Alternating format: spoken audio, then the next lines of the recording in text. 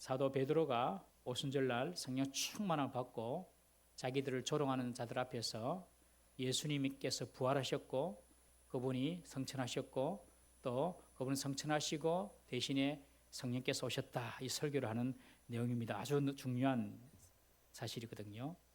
예수님께서 죽으시고 부활하신 후에 제자들에게 예수님께서 명령하신 것이 있습니다. 그것이 뭘까요? 예수님께서 제자들에게 명령하신 것, 그것은 예루살렘을 떠나지 마라.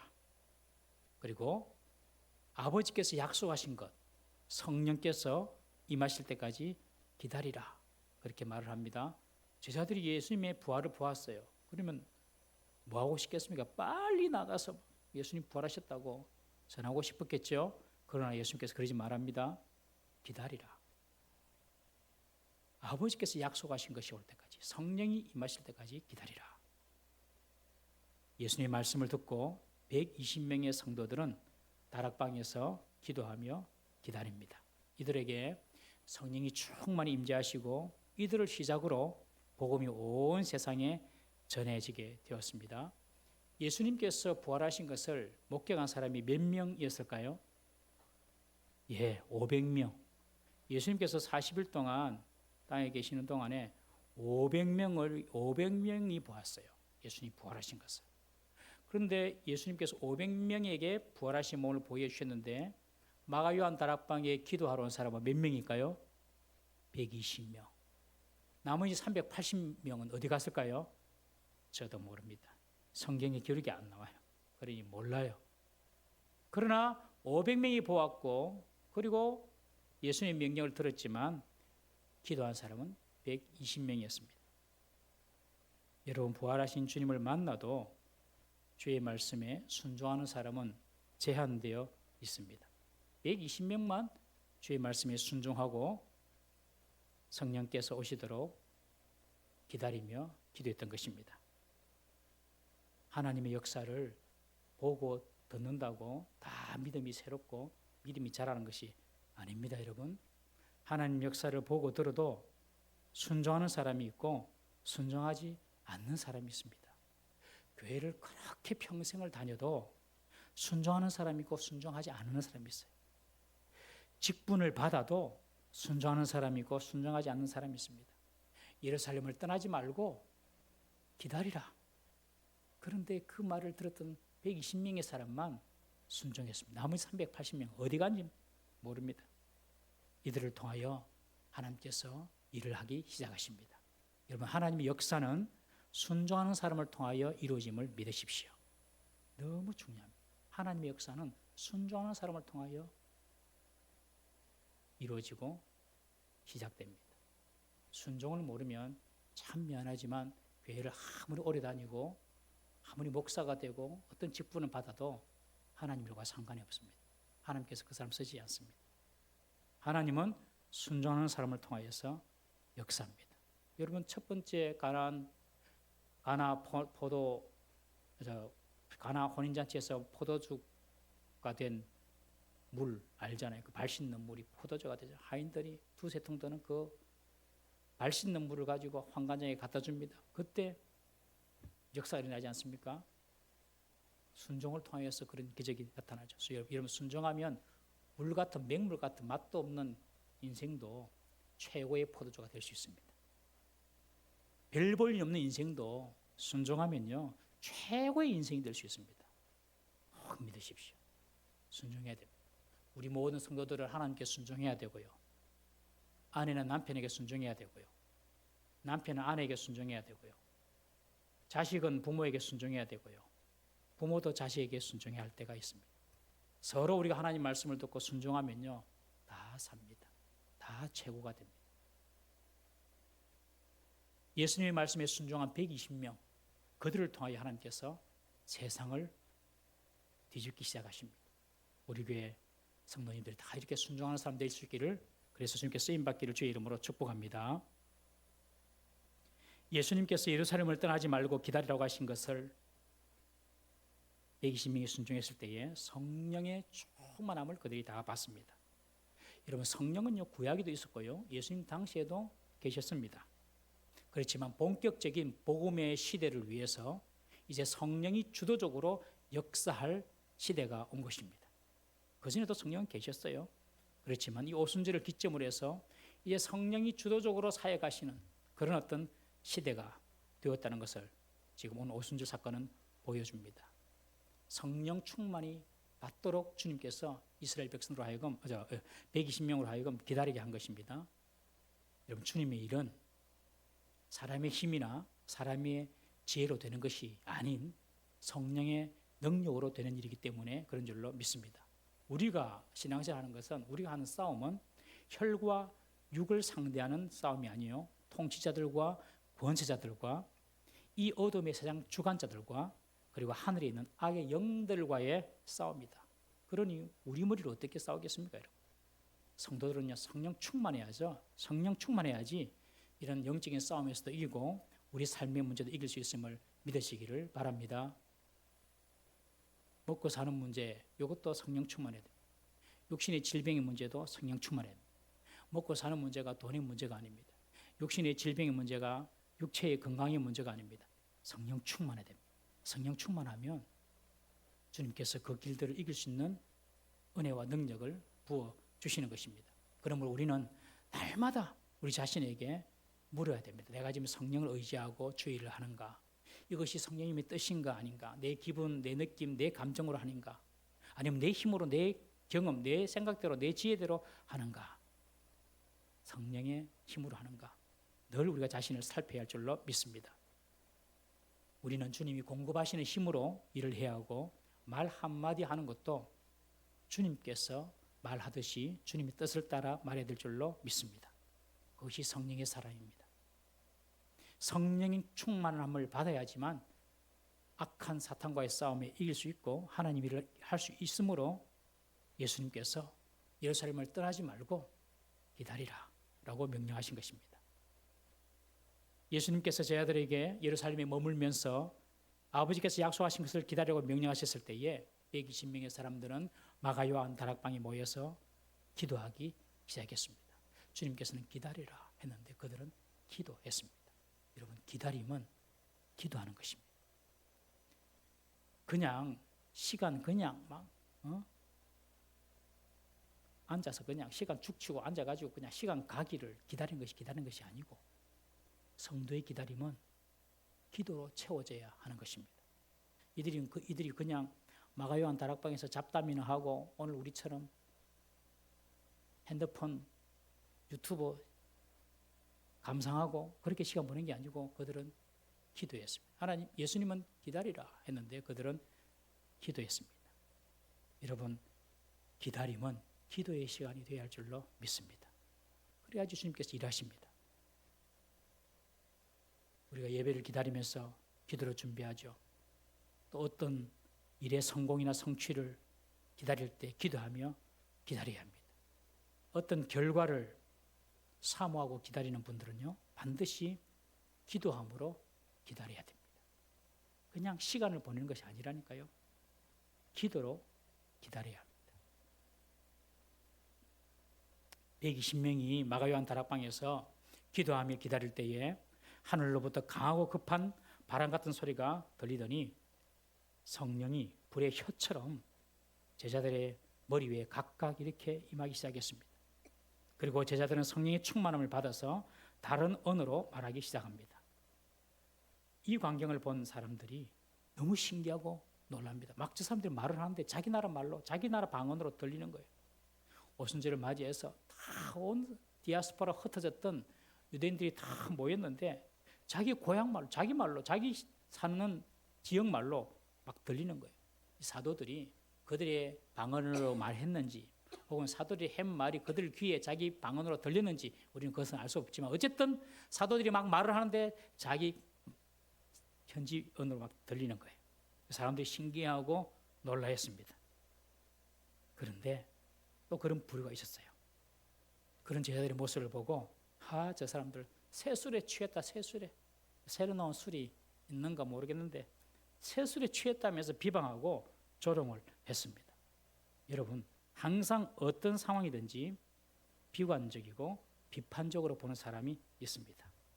이런 사람은 어떤 현상이나 문제의 본질을 절대로 제대로 보는 눈이 생길 수가 없습니다. 겉으로 드러난 피상적인 현상만 보고 상황을 판단하게 됩니다.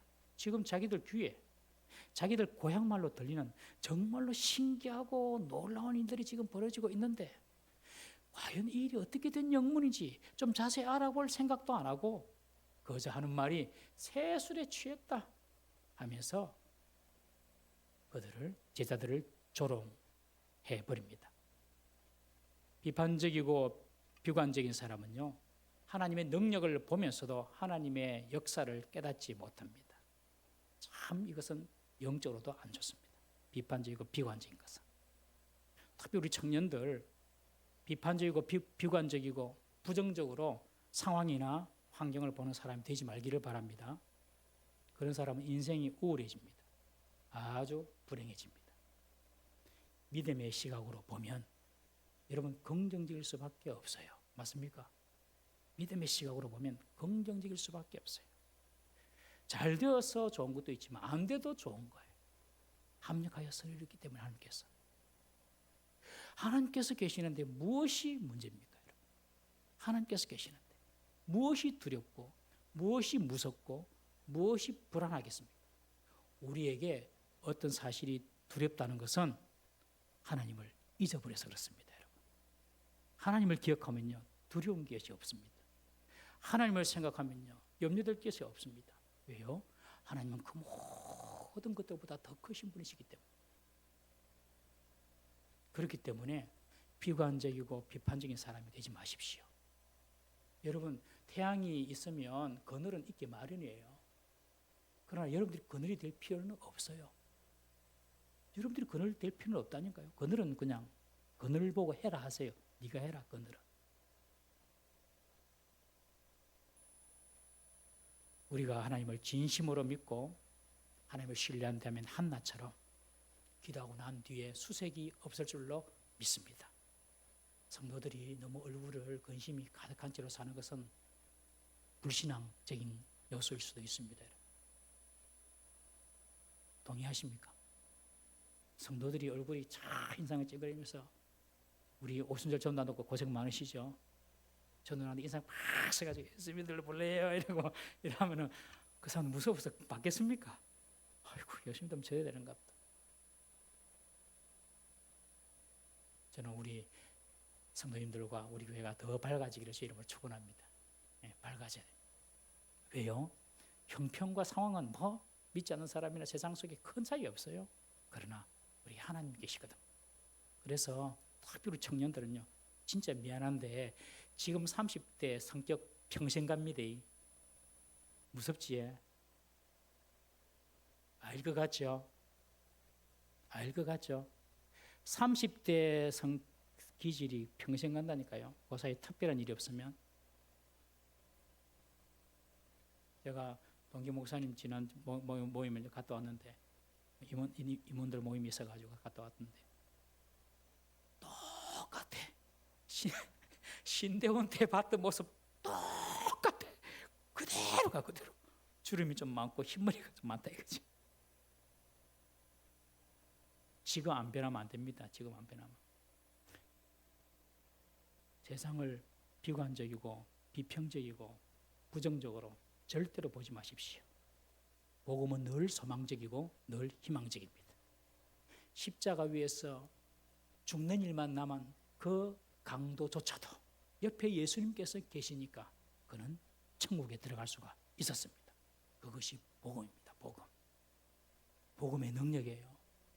우리가 형편과 상황을 보면 전부 다 부정적이고 아무것도 안 보이고 아무것도 다 절망적이지만 그러나 주님께서 나와 함께 하시면요 모든 것이 희망입니다.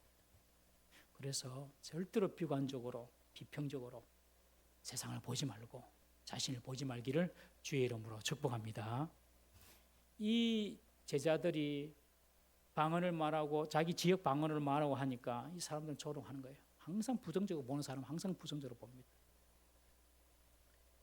이렇게 제자들 조롱하는 사람들 앞에 베드로가 나와서 담대히 맞섰어. 이런 하나님의 계획이고 하나님의 뜻이고 하나님께서 하신 말씀이 이루어지는 것이라고 선포를 합니다. 여러분 성령 충만하면 어떤 이미지가 떠오릅니까? 성령 충만하면 딱 떠오르는 이미지. 성령 충만. 방언을 말하고 귀신을 쫓아내고 그리고 또 병을 고치고 아주 열광적이고 어떤 신비적인 체험을 하고 목소리도 걸걸하게 쇠소리를 내면서 날마다 목소리 깔고 할렐루야 이렇게 하고 그런 것이 뭐 성령 충만 이렇게 생각을 하죠. 물론 성령의 역사는요. 귀신도 쫓아내고요. 병도 고친 역사가 일어납니다. 그러나 성령 충만의 가장 기본적이고 전형적인 모습이 있어요. 그것이 오늘 본문의 베드로의 모습입니다. 크게 두 가지입니다. 첫 번째는요. 성령 충만하면요. 사람이 변합니다. 베드로와 제자들이 변화되었어요. 제자들은 예수님이 잡히시던 밤에 무서워서 예수님 버려두고 다 도망갔던 사람입니다. 베드로 역시 예수님을 3번이나 부인했습니다. 수제자였지만 3년간 예수님을 따라다녔 예수님 측근에서 예수님을 보좌했지만 우리는 압니다. 그 3년 동안 베드로의 본질적인 모습이 변화되지 않았음을 우리는 잘 압니다. 예수님께서 물 위로 걸어오시니까 나도 물 위를 좀 걷게 하소서 오라 하소서 하면서 충동적인 그런 성격 변함없었어요. 말구의 귀를 걷다 그냥 칼로 또 내지 않습니까? 이 충동적인 베드로의 모습. 예수님이 십자가를 지면 예수님께 십자가를 지겠다고 하니 아우 예수님 무슨 말씀하십니까? 예수님 멱살을 붙잡고 예수님 십자가 지면 안 됩니다 하면서 자신의 생각과 주장을 고집하던 사람이 바로 베드로였습니다. 절대 나는 주님을 배신하지 않겠다. 호언장담했지만 주님을 모른다고 3번씩이나 부인하며 말을 바꾼 사람이 베드로였어요. 두려움에 직면하면 회피하고 강하게 부정하는 모습이 베드로의 모습이었습니다. 그러나 지금 성령 충만을 받은 베드로는요. 담대히 자신들을 조롱하는 사람 앞에서 소리를 높여서 말합니다. 내 말에 귀를 기울이고 들으라. 내 말에 귀를 기울이고 들으라. 그러면서 하는 말이 지금이 오전 9시인데 이 아침에 술에 취해서 돌아다니는 사람이 어디 있겠느냐. 우리나라는 그런 사람 간혹 있습니다만은 유대인들은 그렇게 하지 않아요. 그리고 이 나라 오순절이거든요. 지금 명절 6월절 중이잖아요. 오히려 그렇게 새술에 취했다라고 조롱하던 그 사람들을 지금 이상한 사람으로 지금 베드로가 만들어 버립니다. 그러면서 그들의 불신을 지적합니다. 그리고 요엘 선지자를 언급하면서 요엘 선지자가 예언한 것처럼 하나님이 약속한 성령, 영이 부어진 것이라고 설명을 합니다. 성령의 충만함을 받은 베드로는요, 완전히 다른 사람으로 변화되었습니다. 과거에 그가 고백했던 예수가 그리스도시요 살아계신 하나님의 아들입니다라는 이 고백이 단순한 고백으로 끝나는 것이 아니라 이제는 정말 자신의 생명을 들여서 그 고백을 실천하는 사람으로 지금 변화가 된 것입니다. 이런 삶의 변화가 성령 충만한 사람의 결과입니다. 담대해집니다. 문제 앞에서도 담대해지고 세상 앞에서도 담대해집니다. 성령 충만한 사람. 왜요? 성령 하나님께서 나와 함께 하시니까요. 여러분 두려운 것이 있습니까? 염려되는 것이 있습니까? 여러분 성령 충만 받으시기를 바랍니다. 좀 그런 모습이 보이면 내가 성령의 충만함을 지금 받아야 되겠구나 하고 성령의 충만을 사모하십시오. 완전히 베드로는 담대한 사람으로 변화되었습니다. 두 번째로 성령 충만의 결과는요. 꿈과 비전이 생깁니다. 꿈과 비전. 베드로는 유대인들도 알만한 요엘 선지자의 예언을 인용합니다. 주의 영이 임하면 자녀들이 예언을 하고 젊은 자들이 청년들이 환상을 보고 노인들은 꿈을 꾸게 될 것이라고 예언합니다. 그리고 마지막 날에 주님의 이름을 부르는 사람은 구원을 얻을 것이라고 말합니다. 그런데 지금 그 요엘 선지자의 예언들이 우리들에게 성취가 되었다라고 선언하는 것입니다. 성령이 충만하면요 자녀들이 예언합니다. 여러분 성경에서 말하는 예언은 미래에 점을 치는 그런 예언이 아닙니다.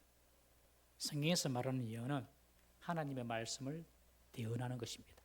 그것이 예언입니다. 구약의 선지자, 구약의 예언자가 하나님의 말씀을 대언하는 사람이었죠. 그런데 이제 성령이 충만히 임하면 그 일들을 어린 아이들조차도 말하게 되는 것입니다.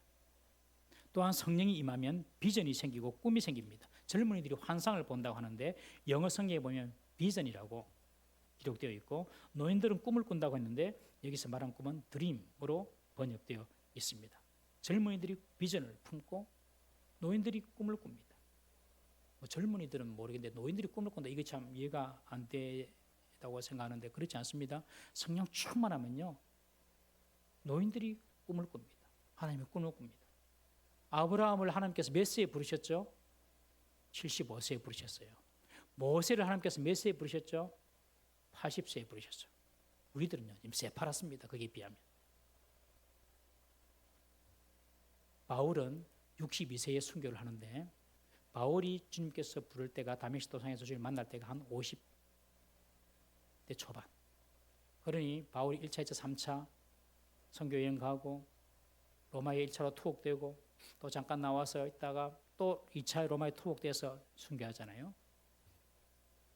한 10년 정도. 10년 정도 다 이 바울이 사역하면서 온 세계를 뒤집어 놨어요. 그 당시 세계는 소아시아 그쪽 지역이니까 로마와 소아시아 그 지역 다 뒤집어 버렸어요. 10년. 그럼 지금부터 10년 동안 하나님께 제대로 쓰임 받으면 주님께서 우리를 통해서 놀라운 일을 하실 수 있음을 믿으시기 바랍니다. 10년은 다 사셔야 돼요. 그러니까 지금부터 최소한 10년 계속 더 사셔야 돼요. 10년. 정말 10년 주님의 손에 붙들림 받으면 정말 놀라운 일을 우리가 할 수 있습니다. 나이가 들었다고 못한다 그런 말 하시면 안 돼요. 여러분들 그 KFC 켄터키 프라이드 치킨 아십니까? 그 할아버지 오시나요? 그 할아버지가 제가 찾아보니까 할랜드 샌더스라는 할아버지인데 그 사람이 68세에 그 기업을 시작했습니다. 68세에 그 기업을 시작했어요. 닭 잡아가지고 프라이드 해가지고 팔기 시작했어요. 성령은요, 우리에게 꿈과 비전을 주시는 분이신 줄 믿으시길 바랍니다. 마귀는 그렇게 속삭입니다. 젊은이들에게 넌 너무 어려, 아직까지 멀었어, 그렇게 속삭입니다. 그리고 늙은이들에게는 그렇게 말합니다. 넌 너무 늙었어, 그래서 안 돼. 젊은이들에게는 너는 너무 어려서 안 되고, 늙은이들에게는 너는 너무 늙어서 못해. 마귀의 속삭임입니다.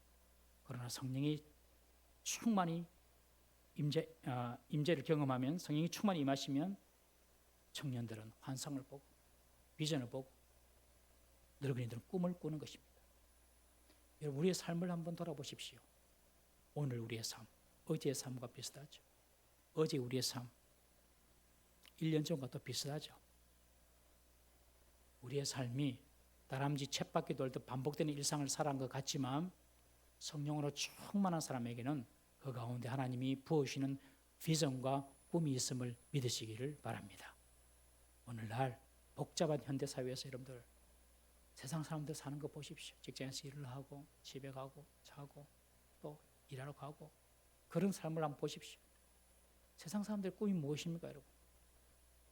세상 사람들의 꿈, 애들 잘 키우고 아파트 좀 넓은 데 가고 차 사고 노후돼서 여행 좀 다니면서 좀 즐기면서 사는 것, 그것이 인생의 꿈인 사람이 부지기 있습니다.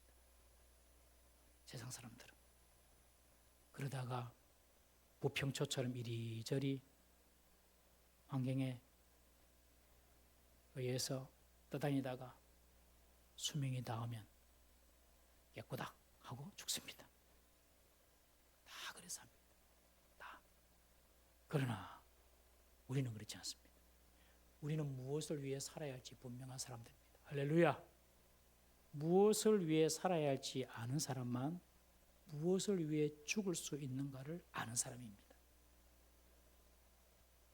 저와 여러분들은 성령이 부어주시는 꿈을 가지고 살아갈 수 있기를 주의 이름으로 축복합니다. 우리 성령 충만해야 돼요. 그래야지 내게 주시는 주님의 비전, 주님의 드림, 주님의 꿈을 우리가 볼 수가 있는 것입니다.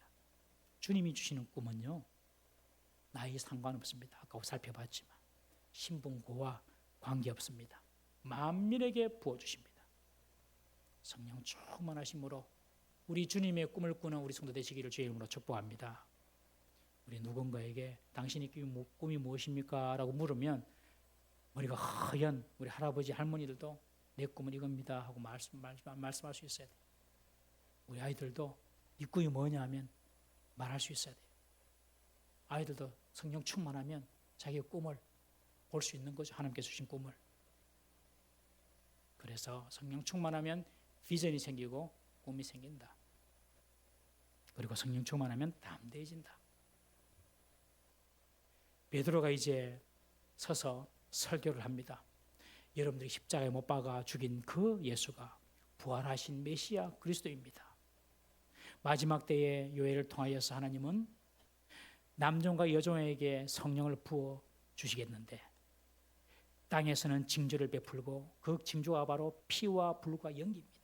피는 예수 그리스도의 대속의 십자가 사건을 말하는 것이고 불과 연기는 성령의 임재를 상징합니다.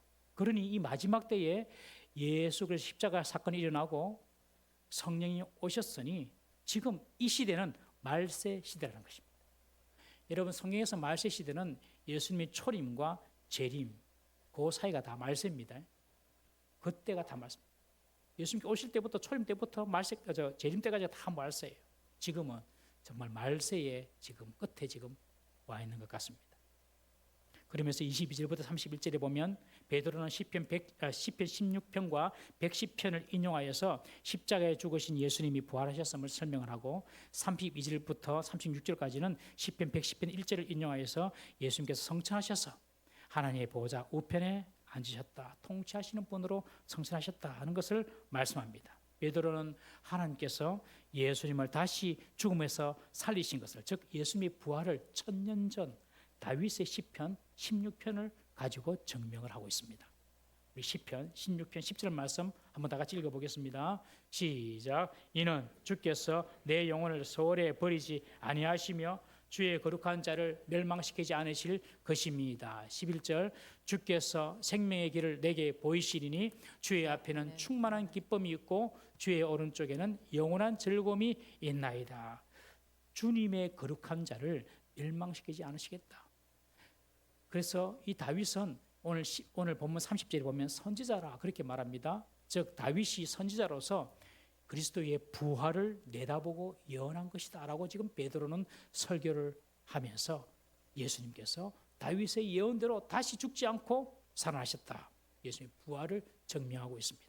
그리고 예수님이 성천하셔서 하나님 보좌 우편에 앉으심으로 이제 예수님은 하나님 보좌 우편에 앉으심으로 예수님 대신에 오순절에 성령이 오신 것이다 라고 지금 설명을 하고 있습니다. 사랑하는 성도 여러분, 우리들도 다윗처럼 예수님의 부활을 믿습니다. 예수님이 부활하심으로 부활의 첫 열매가 되시고 이 부활의 능력이 우리에게도 나타나게 되어서 우리들도 이제 예수님을 따라서 다 부활하게 될 것입니다. 우리에게 부활이 없다면 우리는 세상에서 가장 불쌍한 자가 될 것이라고 바울이 말하지 않았습니까, 여러분? 그렇지만 우리의 영혼과 우리의 신령한 몸은 지옥에 버려져서 심판받는 것이 아니라 생명의 부활로 다시 태어나 영원한 하나님 나라에서 살 줄을 믿습니다. 성령이 오심으로 누구든지 주의 이름을 부르는 자는 다 그렇게 될 것입니다. 성령이 오심으로 주의 이름을 부르는 자는 다 구원받게 되는 것입니다. 우리가 이 땅에 사는 동안에 성령께서 우리의 보혜사가 되어주셔서 친히 우리의 삶을 생명의 길로 인도하시고 우리의 기쁨이 충만하게 하실 줄 믿으시기를 바랍니다. 주위를 돌아보면 여전히 조롱도 있고 핍박도 있고 두려움도 있고 세상 염려 근심 있지만 성령은 우리를 담대하게 하시고 용기 있게 하시고 그리고 모든 환경을 극복하고 초월하게 하시는 줄 믿으시기를 바랍니다. 우리들도 베드로처럼 성령 충만하여서 우리 모든 장애와 장벽을 극복하고 복음을 담대히 전가하는 성도 되기를 주의 이름으로 축복합니다. 베드로처럼 성령 충만함으로 하나님 나라의 영광을 위해서 사는 저와 여러분 되시기를 주의 이름으로 축복합니다. 우리 한번 기도하겠습니다. 우리 이 시간